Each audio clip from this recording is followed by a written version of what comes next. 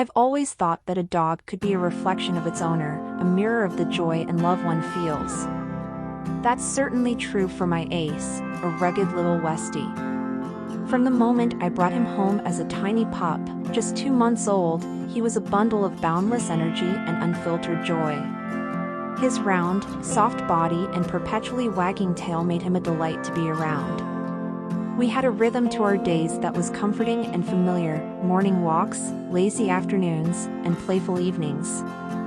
Life with Ace was simple and wonderful, a series of small moments that added up to an extraordinary sense of happiness. Ace was my constant companion through thick and thin. When I needed a pick-me-up, he would nuzzle me with his cold nose, his eyes sparkling with unconditional love. We had a routine: early morning walks through the park, where he would chase after anything that moved, and quiet evenings spent curled up on the couch. He had a unique ability to turn even the most mundane tasks into an adventure. He was always there, his joyful bark and curious nose a testament to his zest for life. But then, 6 months ago, everything changed. It started on a crisp autumn morning, the kind where the air is sharp and the world feels freshly cleaned. I had just let Ace out into the yard when I noticed something wasn't right. He seemed unsteady on his feet, his usual bounding energy replaced by a hesitant shuffle. His once bright eyes looked confused and distant. I rushed him to the vet, my heart racing with a mixture of dread and hope. The diagnosis was a stroke. The words hit me like a ton of bricks. The vibrant, playful Ace was now a shadow of himself, his condition a stark contrast to the joyful dog I had known. The once bright and lively eyes were now clouded with an unsettling fog. He was disoriented, his steps unsteady and unsure. I tried to comfort him, to offer the same warmth and affection that had always brought him joy, but it seemed that nothing could reach him. In the beginning, the changes were subtle: a brief moment of confusion, a hesitant step. But soon, they became more pronounced. Ace's behavior started to shift in ways that I couldn't understand. He would stare blankly at corners of the room, his eyes wide with an inexplicable fear. The joyful bark he once used to greet me had turned into a jagged, unsettling noise that pierced the silence of our home. The nights grew longer, and with them came a new level of dread. One particularly chilling evening, I was awakened by a frantic scratching at my bedroom door. The moonlight filtered through the window, casting long, eerie shadows that danced across the walls. When I opened the door, Ace was there, his eyes wide with terror, his breathing rapid and shallow. He darted into the room and began to circle the bed, his movements erratic and desperate. I tried to soothe him with gentle words and soft touches, but it was as if he was trapped in a world of nightmares that I couldn't reach. He would growl and bark at empty spaces, his body tense with a fear that seemed to come from some deep, primal place. The shadows in the room seemed to take on a life of their own, and the air felt colder, heavier. My heart raced, and a cold sweat formed on my brow as I tried to make sense of the surreal scene before me.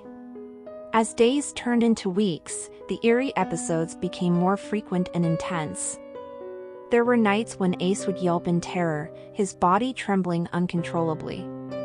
He would hide in corners, shaking, as though he was trying to escape from something only he could see. The house, once filled with his cheerful barks and playful energy, was now shrouded in an unsettling silence. It was as if the very essence of our home had changed. I sought help from veterinarians and specialists, hoping for a solution or at least some understanding of what Ace was going through. Each visit brought a mixture of hope and disappointment. The explanations offered were often clinical, focusing on the physical effects of the stroke, but they did little to address the haunting changes in Ace's behavior. It seemed that his stroke had not only affected his body but had also unleashed a storm of terror within his mind. In my desperation, I tried every remedy I could think of. I altered his diet, adjusted his medication, and tried various calming techniques. Yet, nothing seemed to ease the darkness that had taken hold of him. Even the small gestures of affection that once brought him joy now seemed to have little effect.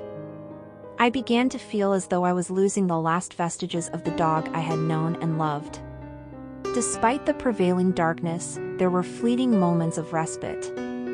Occasionally, Ace would find solace in my presence, curling up beside me with a glimmer of his old self. Those moments were bittersweet, brief glimpses of the joy that once defined him. I clung to those instances, finding comfort in the memory of the vibrant dog he had been. As I look back on those months, I am struck by the profound sense of loss that accompanied Ace's transformation. The once joyous dog who had filled my life with laughter and love had become a poignant reminder of the fragility of happiness. The house, which had once been alive with his playful antics, was now a place of quiet mourning. In the end, Ace's story is one of love and sorrow. It's a testament to the deep bond that exists between a person and their beloved pet. The shadows that darkened his final months are a reminder of how even the most cherished companions can be touched by darkness. But amidst the fear and pain, the memories of the happy times we shared remain a beacon of light. I still hold on to those memories tightly, finding solace in the joy that Ace brought into my life. The shadows of his final days may have been deep, but they are overshadowed by the light of the love and happiness we shared. Ace will always be a part of me, a cherished chapter in the story of my life, and the memories of our time together will continue to shine brightly in my heart.